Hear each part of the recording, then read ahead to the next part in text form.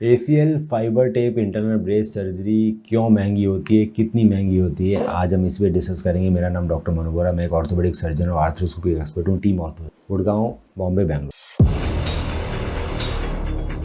सो दोस्तों, ACL internal brace surgery एक बड़ी एडवांस सर्जरी होती है ACL की, जिसको ऑल इनसाइड मेथड से ACL रिकन्स्ट्रक्शन होता है, साथ में उसमें इंटरनल ब्रेस लगता है। तो आखिर इस सर्जरी में और कन्वेंशनल सर्जरी में रेट का क्यों फ़र्क आता है? सर्जरी कॉस्ट डिपेंड करती है दोस्तों की क्वालिटी ऑफ इम्प्लांट के, इम्प्लांट कितने कॉस्टली हैं, क्वालिटी क्या है, कॉस्ट कितने में आ रही है, कितने ज़्यादा इम्प्लांट, क्वांटिटी ऑफ इम्प्लांट कितना है। दूसरा, आप कौन से हॉस्पिटल में सर्जरी कर रहे हो। हर हॉस्पिटल के OT चार्जेस फ़र्क होती है। जो बड़ा हॉस्पिटल होगा उसमें OT चार्जेस ज़्यादा होंगे, रूम रेंट ज़्यादा होगा। जो छोटा हॉस्पिटल होगा उसमें OT चार्जेस भी कम रहेंगे, रूम रेंट भी कम होंगे। तो ये बहुत सारी चीज़ें रहती है जो हमारे कॉस्ट को डिटरमाइन। तो पहली बात करते हैं कॉस्ट की। जब हम इंटरनल ब्रेस सर्जरी करते हैं दोस्तों, तो उसके अंदर जो इम्प्लांट्स हैं वो काफ़ी ज़्यादा लगते हैं। नॉर्मल सर्जरी के अंदर एक बटन लगता है फीमर में, नीचे लगता है स्क्रू। अब बटन किस क्वालिटी का, अगर एंडो बटन है तो थोड़ा रीजनेबल पड़ता है, वो फिक्स्ड लूप डिवाइस है, वो एडजस्टेबल नहीं है। हमेशा फिक्स्ड लूप डिवाइस सस्ते पड़े। जो फीमर का बटन है उसमें अगर फिक्स लूप है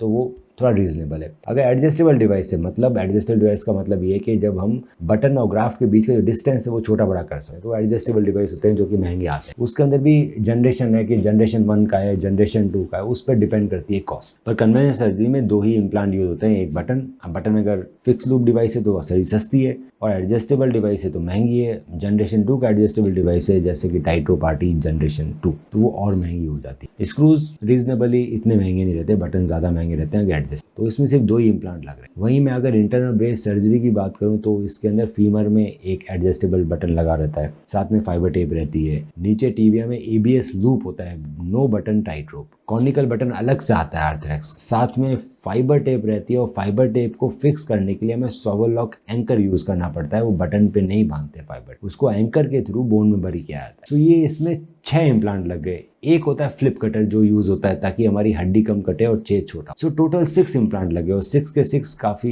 एडवांस इम्प्लांट है और अभी लेटेस्ट है। डेफिनेटली दोनों के प्राइस में फर्क होगा, क्योंकि इंटरनल ब्रेस सर्जरी महंगी हुई उसमें 6 इम्प्लांट लग रहे हैं, नॉर्मल सर्जरी सस्ती होगी उसमें 2 इम्प्लांट लग रहे हैं। पर इसके अंदर बेनिफिट मिलता है आपको, आप वेट बेयरिंग अगले ही दिन से कर सकते हो, पहले दिन से वेट डाल के चल सकते हो, बेंड कर सकते हो पैर, एक्सरसाइजेस फर्स्ट डे से चालू कर सकते हो अगर आपका आइसोलेटेड ACL रिकंस्ट्रक्शन हो। आप जब पहले दिन से सारी एक्टिविटी चालू करोगे, पहले दिन से ही आप एक्सरसाइज करोगे, तो आपकी जो मसल्स है वो डीजनरेट नहीं होगी, आपका काम का लॉस। ये मसल बहुत जल्दी ग्रो करेगी क्योंकि हम बहुत जल्दी एक्सरसाइज कराएंगे। ये मसल्स बहुत ज़रूरी है आपके फ्यूचर इंजरी को बचाने के लिए। तो कल को अगर आप गिरते हो 6 महीने के अंदर ऑपरेशन के बाद, 2 चीज़ें आपको बचाएगी इंटरनल ब्रेस सर्जरी। पहली फाइबर टेप, उसको टूटने से बचाएगा। दूसरी आपकी मसल्स जो कि एक्टिव और स्ट्रांग है। ये दोनों ही चीज़ें डेवलप करने में बहुत टाइम लगता है कन्वेंशनल सर्जरी में। इसके अंदर दोनों ही चीज़ें प्रोटेक्शन मैकेनिज्म पहले दिन से चालू रहती है, इसीलिए इसमें फेलियर के रेट काफ़ी कम होते। इस सर्जरी की कॉस्ट दोस्तों लगभग 2 लाख से चालू होती है और बढ़ते बढ़ते 3 लाख 4 लाख तक पहुंच जाती है, डिपेंडिंग अपॉन आप किस हॉस्पिटल में सर्जरी कर रहे हो। और ACL के साथ साथ कहीं मेनिस्कस रिपेयर करने की ज़रूरत तो नहीं पड़ रही, या कोई और MCL, LCL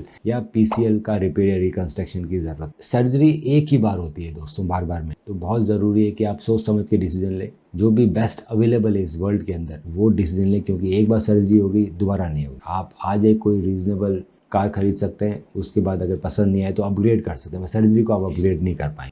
अपने सर्जन का चुनाव ढंग से करें, इम्प्लांट्स का चुनाव ढंग से करें, अच्छे इम्प्लांट्स यूज़ करें, रिहेबिलिटेशन बहुत ज़रूरी है। 6 महीने तक लगातार एक्सरसाइज करें, जैसा आपका डॉक्टर बता रहा है उसी गाइडेंस में करें, और धीरे धीरे एक्सरसाइज बढ़ाएं अप टू स्पोर्ट्स लेवल तक की, बैक टू स्पोर्ट्स लेवल तक की एक्सरसाइजेस करनी ही है, तभी आपके नए लिगामेंट को बचाव मिलेगा मसल्स के द्वारा, नहीं तो वो वापस भी टूट सकते। इसके बाद भी अगर आपको कोई डाउट है कॉस्ट के बारे में या अपनी इंजरी के बारे में, तो आप हमें अपनी MRI व्हाट्सएप कर सकते हैं और उसकी डिटेल में स्टडी करके मैं बताऊंगा सबसे अच्छा। हम रखें आपका ख्याल। ऑर्थो स्पोर्ट्स, इंजरी के साथ भी, इंजरी के बाद भी।